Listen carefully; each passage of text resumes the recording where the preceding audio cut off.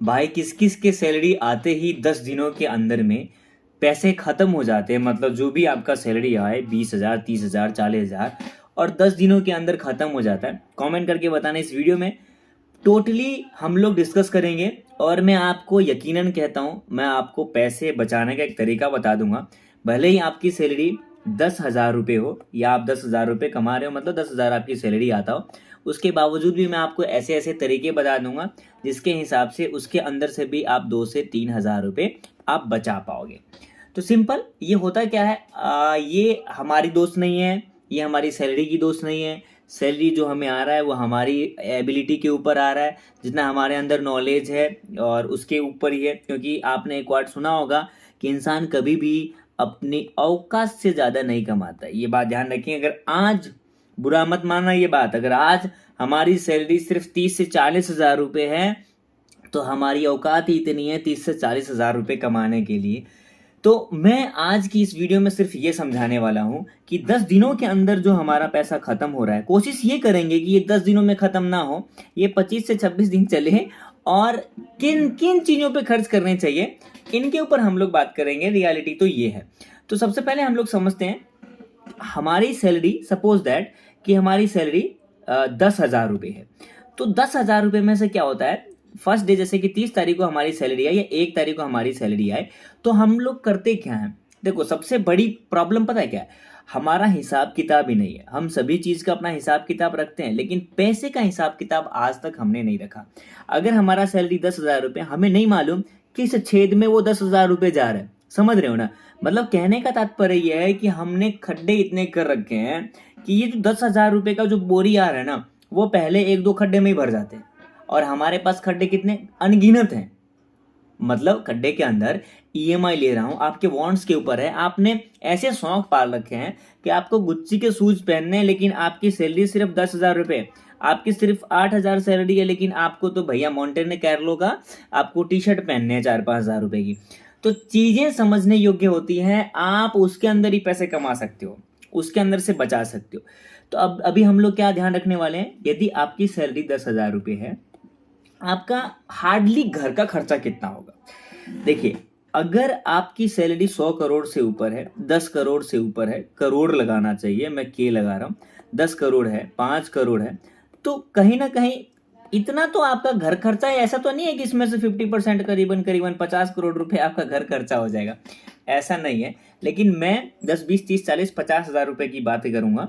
जैसे कि suppose that 10,000 आपका घर, मतलब आपकी सैलरी है, तो आप घर खर्चा कितना कर रहे हो, 5,000 रुपये कर रहे हो, जिसके अंदर राशन है, आपका बिजली बिल है, आपके जो घर की जो जरूरतें हैं, जो चाहिए नीड के अंदर जो आता है, स्पेशली मैं सिंपल भाषा में बता दूं, जो नीड के अंदर है, जो कि आपको राशन चाहिए ही चाहिए, आपको घर के रेंट देने ही पड़ेंगे, आपको बिजली का किराया देना पड़ेगा, आपको मतलब बिल देने ही पड़ेंगे, पानी के बिल आपको देने ही पड़ेंगे, तो ये सारे उसके अंदर इंक्लूड रहेगा। तो 10,000 में से कितना रुपया आप खर्च कर पाओगे। सबसे पहली, अगर आपकी सैलरी 8 से 10 हज़ार रुपये है, आप कोशिश ये करो कि अपनी कमाई को बढ़ाने की कोशिश करो। अब भले ही आप अभी 8 घंटे ड्यूटी कर रहे हो, आप देखो बुरा मानने वाली बात नहीं है। अगर आपकी सैलरी कहीं ना कहीं 10,000 है और 15,000 है, कोशिश ये करो कि आपके पास जो और शेष टाइम बच रहे हैं, 4-5 घंटे ऐसी और स्ट्रगल करो जिसके अंदर और आप 2 से 4 हज़ार रुपये 5 रुपये बनाने की कोशिश करो। इससे क्या होगा, आपका पैसा कमाने की औकात बढ़ेगी, मतलब आपके पास पैसे बढ़ेंगे। उसके हिसाब से मैं एक यहाँ पे रूल है कि 50% पैसे जो है ना, आप अपने नीड पे खर्च कर सकते हो। जो ने मैंने अभी आपको बताया, जो चीज आपको जरूरी है, एकदम नेसेसरी है, खर्च करना ही पड़ेंगे। भूखे भजन न हो कृपाला, ले लो बाबू कंठी माला। तो 50% आपको खर्च करने पर, सपोज दैट आपने 5 के खर्च कर दिए अपने राशन पे, अपने बिजली पे, बट इतना संभव नहीं है, पहले बता रहा हूँ। यदि अभी भी आपकी 10,000 सैलरी है तो आप उसको बढ़ाओ पहले कमाई को। तो सिंपल, मैं सिर्फ ये बता रहा हूँ, 10,000 पे एग्जाम्पल के लिए समझा रहा हूँ। अपने ये चीजें कंप्लीट कर दी। दूसरी क्या है भाई, हमारी जीवन है, इंसान लाइफ है, हमारे वांट्स भी होते हैं, कहीं ना कहीं हमारे शौक भी हैं जो हम पूरा करने चाहते हैं। कभी ना कभी हम मनाली भी घूमना चाहते हैं, कहीं ना कहीं भाई हमें कभी ना कभी दिमाग में ऐसा है वृंदावन भी जाना चाहते हैं। तो ये सब वांट्स के अंदर आएगा, जो कि आप कंट्रोल कर सकते हो, लेकिन इसके अंदर भी मैं चाहूंगा कि चलो आप इसको भी 30% दीजिए, लेकिन आप इसके अंदर मैं एक चीज़ चेंजिंग करने वाला हूँ जो कि आपको वो बहुत ज़्यादा बेनिफिट रहेगा। चेंजिंग क्या करने वाला हूँ, सपोज दैट कि 30% आपने अपने वॉन्ट्स पे खर्च कर रहे हो। खर्च करना पड़ेगा वॉन्ट्स पे, क्यों? क्योंकि आपके कपड़े भी चाहिए भैया।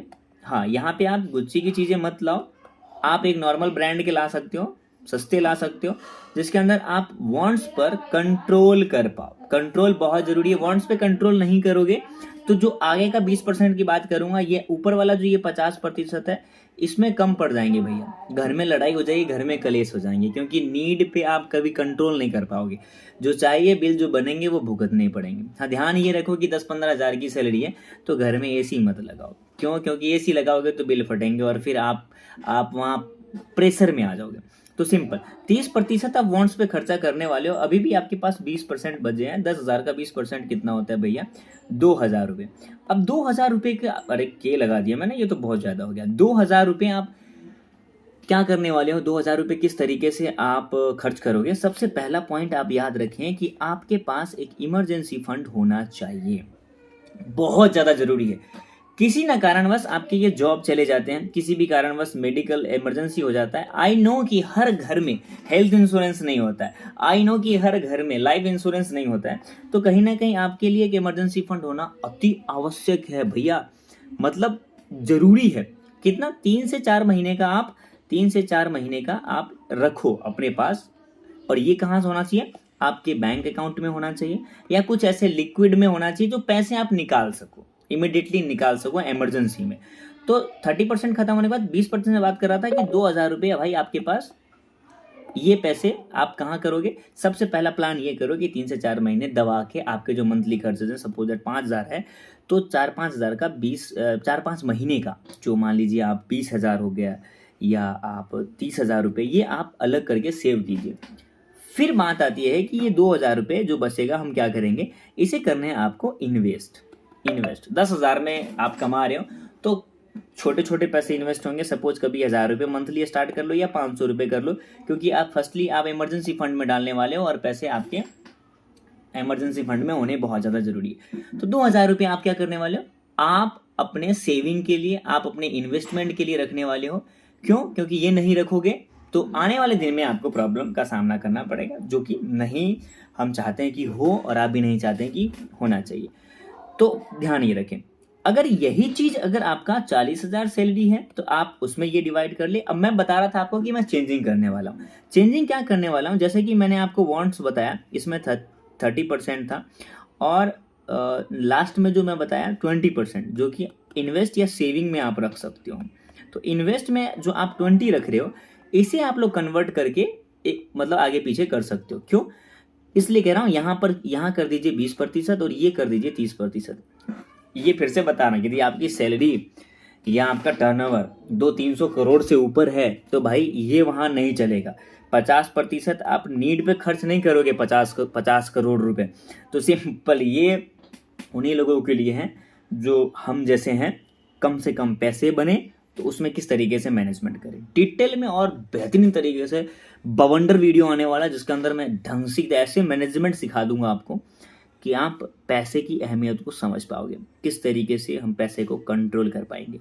सो दैट अब मैंने क्या बताया, ये 20% आप बॉन्ड्स पे करो और 30% आप इन्वेस्ट में, सेविंग में स्टार्ट करो। इससे क्या होगा कि अगर आप किसी स्टॉक्स में इन्वेस्ट करना स्टार्ट करोगे, किसी म्यूचुअल फंड में इन्वेस्ट करना स्टार्ट करोगे, किसी ETF में इन्वेस्ट करना स्टार्ट करोगे, तो यहाँ से परसेंटेज गेन थोड़ा सा ज़्यादा होगा, बैंक से, FD से थोड़ा ज़्यादा होगा, और आपके हाथ में भी 2 पूंजी जुड़ पाएंगे। सिंपल। तो मैं आप लोगों को बता दिया किस तरीके से सैलरी आती है, आपके पैसे खत्म होते हैं। कंट्रोल करने की यही एक जरिया है जो आप कंट्रोल कर सकते हो। सो सिंपल याद रखना, कभी भी इंसान सैलरी से अमीर नहीं बनता है। अमीर बनने का एक ही जरिया है कि जो मैंने आपको सिस्टम बनाया है, इस सिस्टम से आप इन्वेस्ट वाले को 20 से 30% बढ़ा दोगे, 30 से 40% बढ़ा दोगे, 40 से 50% बढ़ाओगे। ये कब बढ़ेगा? जब आपके इनकम सोर्स बढ़ेंगे। इनकम सोर्स कब बढ़ेंगे? जब आप अपने आप पर एफर्ट्स लगाओगे, अपने स्किल को डेवलप करने की कोशिश करोगे। सो सिंपल, अगर आप स्टेप बाय स्टेप स्किल को डेवलप करना चाहते हो, इन्वेस्ट करना सीखना चाहते हो, तो अभी ये चैनल आपसे सब्सक्राइब हो जाना चाहिए।